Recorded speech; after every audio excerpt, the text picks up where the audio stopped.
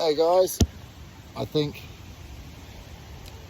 the longer that I do jiu-jitsu, and it's closing in on like 30 years now, and it's funny because I look at the young athletes coming up these days, and I think that we're just always in this constant cycle where the older ex-athletes are trying to educate those following them about what to do and what not to do, and then the young ones, because I was there, I mean I started late at 27, but for those in their 20s and even 30s or whatever, who are obsessed with like the physical side of the art, not interested in the emotional, mental kind of sides of it, spiritual I guess some might call it. But as Hickson always says, I'm out running, listening to Comfort in Darkness, and there's the mind, body, spirit thing, and whether you don't have to see spirit as like a spiritual or religious thing, but an emotional thing. It could be mind, body, and emotion, for example. And so many people, and I mean I've been guilty of this most of my life, and I've spoken about it a lot in my videos, where I use exercise to cover up emotions and deal with things like that. You know, today being no different. My mother's literally taking her last breaths in New Zealand at the moment. I just spoke to my brother, so I'm out running in the forest listening to Hickson's Comfort in Darkness to process all these feelings, because it was a difficult life and a difficult mother. And I think that one of the biggest benefits, and Hickson talks about it a lot, one of the biggest benefits of doing jiu-jitsu is the emotional control stuff, is getting in touch with your feelings and emotions and becoming a better person, and being able to face the not so nice parts of yourself and to be able to work on those, and I think that, many people, whether it's jiu-jitsu or other things that they take up that are difficult, and I mean I've had students like this before who physically will be able to do the moves, but they can't.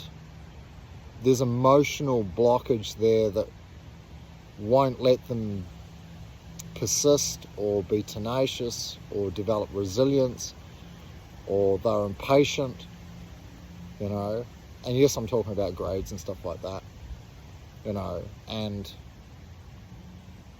there's so much to be learnt from the journey of jiu-jitsu. I mean, I see it in like 10-year-old students who come through the door and like they might be big for their age and feeling kind of confident, and then after a class on the mat they're like, oh hell, like my physicality and size doesn't matter. It doesn't matter here. And I felt the same thing as an adult, as a super fit, jacked, hyper athlete. I felt exactly the same insecurity, and you're like, oh no, and then you see the change in them, and you just hope that they persist, because like there's a big learning experience there for them. And I think that so much today is just focused on the physical side of jiu-jitsu. Everybody's trying to learn the latest technique and get super jacked and fill themselves full of PEDs and chase gold medals and all these things. All the things that we did in our youth, except for the PEDs, right? But so much is, and literally John Danaher himself says, I'm not here to teach morals to my students, because most of them are on juice and stuff like that. And then, I mean, admittedly, most aren't competing in tournaments where they're illegal, but I'm like, I see it as a bit of a moral quagmire myself. I couldn't take performance enhancing drugs and go in tournaments, even if it's not illegal. I just see it as cheating. I mean, yes, I'm considering like TRT and bits and pieces to help me heal my injuries and stuff like that, not so that I can beat people up, just so I can be in less pain and move better, and to be able to continue teaching jiu-jitsu the rest of my life. Like, that's the only reason why. So yeah, it's an emotional day, it's an emotional run, there's lots going on, But again, through the practice of jiu-jitsu, through going through the difficult times that I've had on the mat, off the mat, for years and years, decades now, it teaches you like emotional control and emotional resilience, and to give yourself the space to be able to feel things without necessarily having a knee-jerk reaction to them.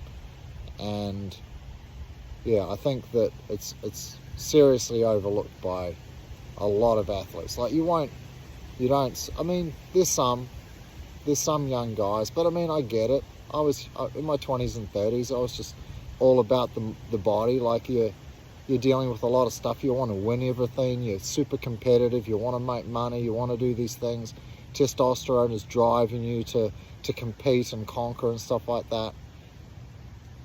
But I think that people are missing out on the larger portion of jiu-jitsu, which is, you know, the friendship and the social side, and the opportunity to look inside ourselves by going through really difficult things.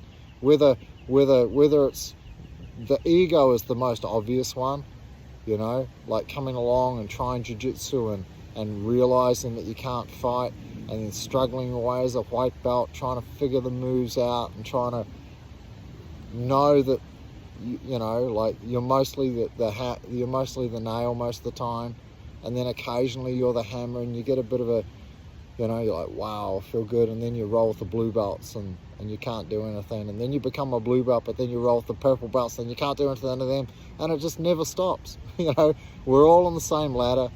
There's like 100,000 people above me, there's 100,000 people below me, and we're all struggling and enjoying this amazing art. But yeah, you know, don't be scared of facing the emotional side of jiu-jitsu, because there's a lot of lessons there to be learned, even more so than the physical side, I think, on days like this, definitely. Anyway, I better get running because it's cold. I hope this helps you a little bit. And to all the white belts out there and the blue belts, just keep going. You'll be fine. Yeah, great things are around the corner. You'll be a purple belt, brown and black belt before you know it. And you'll wear a different belt, but you won't feel any different. You'll feel a bit calmer and walk a little bit taller. That's about it. See you guys. Bye.